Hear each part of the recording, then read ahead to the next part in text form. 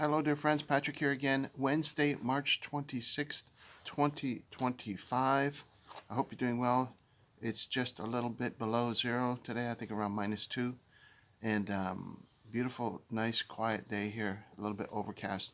Just finishing up a review of this excellent book by Tom Marazzo. It's called The People's Emergency Act, Freedom Convoy 2022. And I'd just like to briefly go over a few items with you in it. I highly recommend it if you have a chance to pick up a copy. It's a great book to get to know both the historical details of the Freedom Convoy of 2022, but also to get to know Tom Marazzo, a very diligent Canadian and a talented leader with many skills to his credit. So lastly, we left at chapter 11, the veterans at the National War Memorial. This talks about a veteran that was beaten by the police at the War Memorial. Really makes your blood boil to read that account and to see how at various times the police were underhanded and overstepped their boundaries. Many times they were acting in good faith in speaking to the convoy organizers, but there were also times, as mentioned in chapter 11, where things really went a bit haywire for a number of reasons. Chapter 12, political games by the mayor of Ottawa. Now, I should mention that Tom Marazzo is using a lot of restraint here because there was people within his circle of leaders and organizers that, whether intentionally or not, accidentally self-sabotage some of their efforts. And on page 187, he describes some tweets that were sent out that ended up, being very harmful to their cause, but he doesn't reveal who that person is. And so we're left with a bit of a mystery in chapter 12 and 13. And again, on page 193, that even Justin Trudeau used these Twitter posts to justify his invoking of the Emergency Act and so on. And so we move on to chapter 14, but that is quite a mystery. He doesn't reveal who that person was when he very easily could. And also on page 203, he does the same thing. He doesn't say who this person is who ended up becoming very harmful to the entire convoy during and after, he mentions on page 203. So we are left with a bit of a mystery there. But he finishes chapter 14 with a very funny anecdote about this whole thing about Diagolon, that the members of Parliament were using that as an excuse to paint the Freedom Convoy with a brush of insurrection and all kinds of negative connotations, and they were using that. And he talks about how that this so-called arch enemy of Diagolon, where it came from. And on the bottom of 204, in fact, he describes the character of the vice president of Diagolon, Vice President Philip, and the way that he describes that character had me laughing out loud. It's really quite hilarious. So we go from a very sober and somber chapter 11 about this poor veteran getting beaten, but then we move into a very funny description about this guy who started, Diagolon. What was his name again? Jeremy. I forget his last name, but it's in here somewhere. Jeremy Mackenzie. That's right. And how he came up with this idea of Diagolon, which is essentially a joke, right? I mean, it is a joke. So chapter 15, the Emergencies Act and a lesson from Premier Brian Peckford. I remember listening to Brian Peckford and his insights on the Canadian Charter of Rights and Freedoms, one of the original developers of that Charter of our rights. And he also, again, Tom Marazzo using self-restraint on page 210. He doesn't mention this global TV person that really tried to be so malicious towards them. The media had an agenda to smear the freedom organizers in any way they could. And then chapter 16, they have this memorandum of understanding that they had put together that some of the members had put together. And then actually in chapter 15, it's talked about it as well.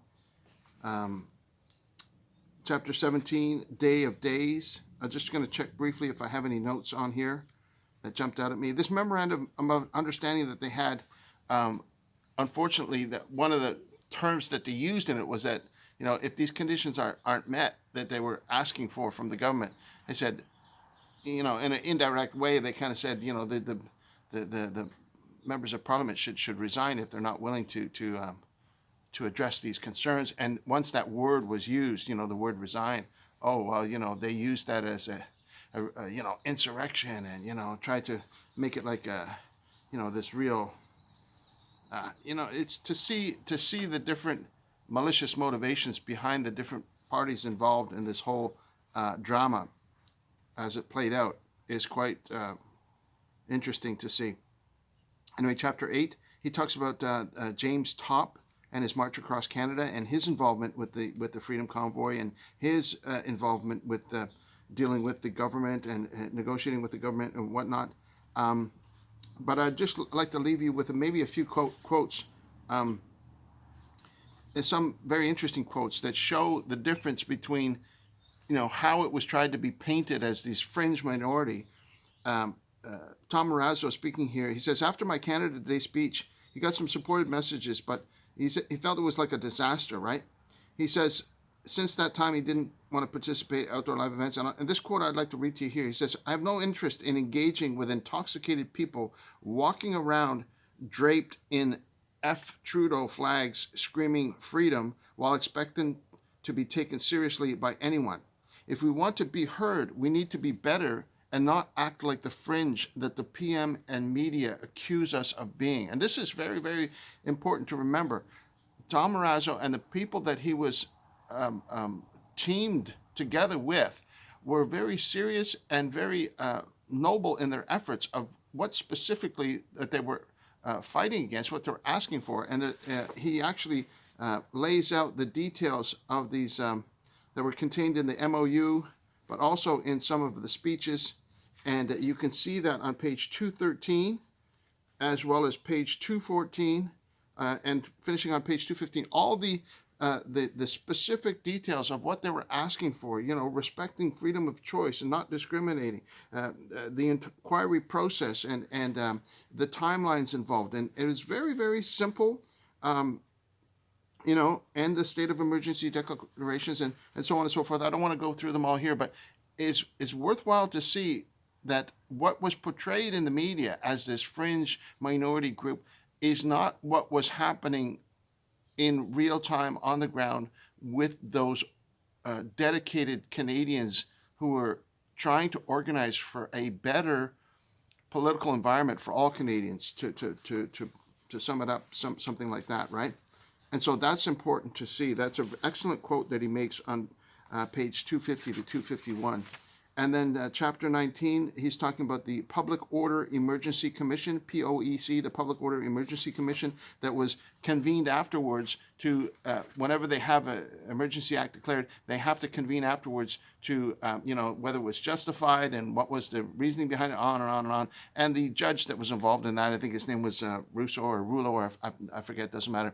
He basically was a liberal at heart, a liberal supporter, and he ended up whitewashing it and saying, oh yeah, the Emergency Act was justified, when throughout the testimony, it obviously that it never met the criteria to be invoked in the first place. And there's a point in the testimony where even the judge concludes the same thing, but when all is said was done, they said, oh yeah, it was the right thing to do. Well, they had to, because they were propping up Justin Trudeau and the Liberal government and what their decision was. So, very poignant final statement. I'll leave with you. How am I doing for time here?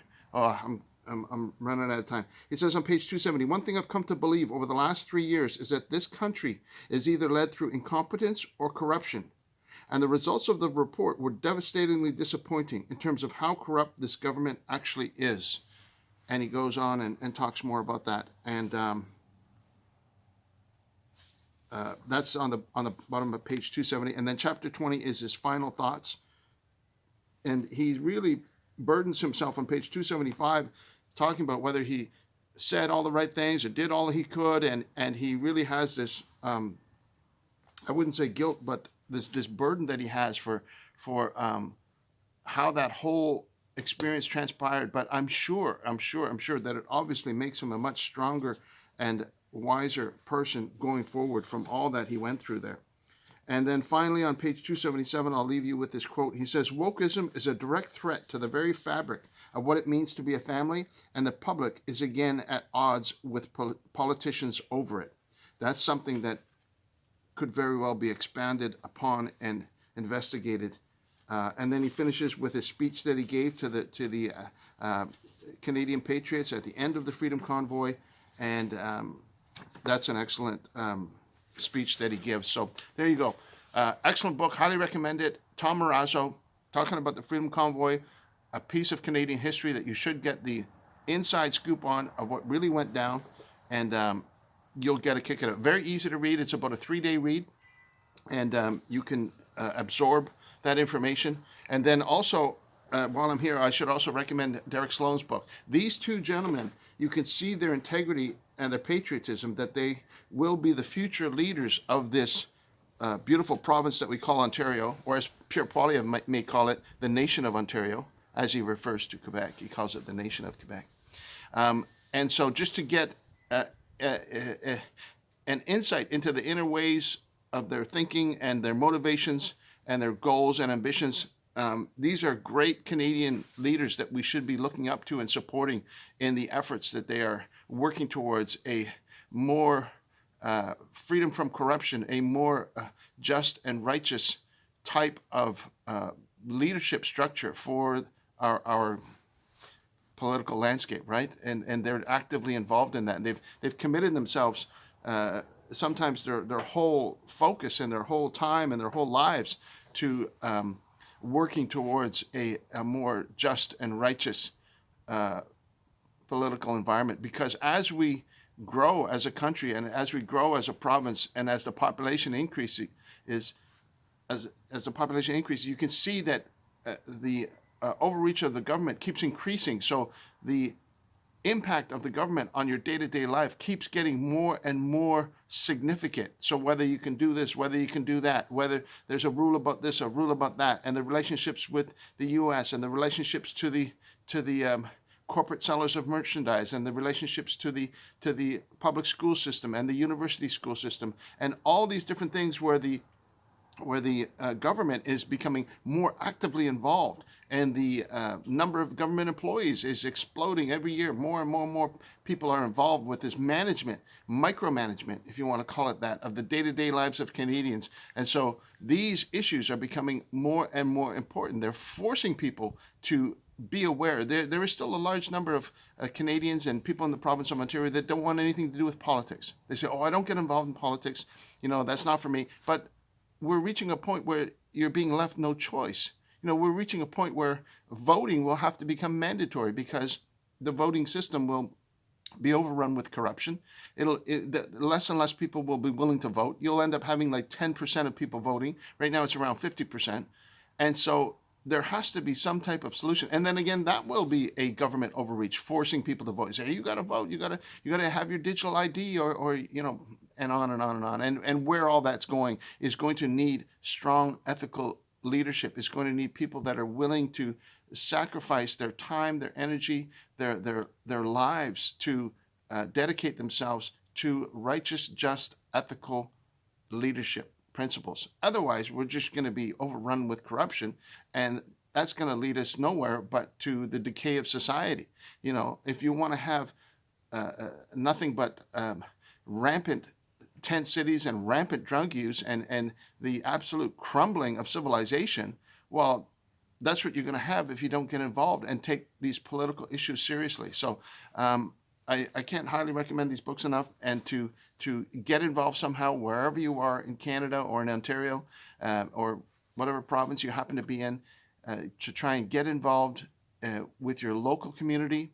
And it starts with your family, with your local community, with the neighbors on your street, and to be aware of what they think, what are their priorities, and how do you fit into that, and to associate with and support and encourage those people that are pushing for righteousness in government. And to those that just want chaos, anarchy, and debauchery and destruction, you stay away from those people, because that can't last. A civilization can't last if it dedicates itself to debauchery and corruption.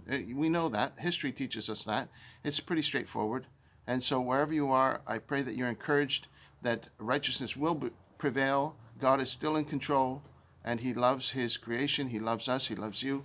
And so do I. So, thank you for watching. God bless you. We'll talk to you again real soon, okay? Take care of yourself. Bye for now.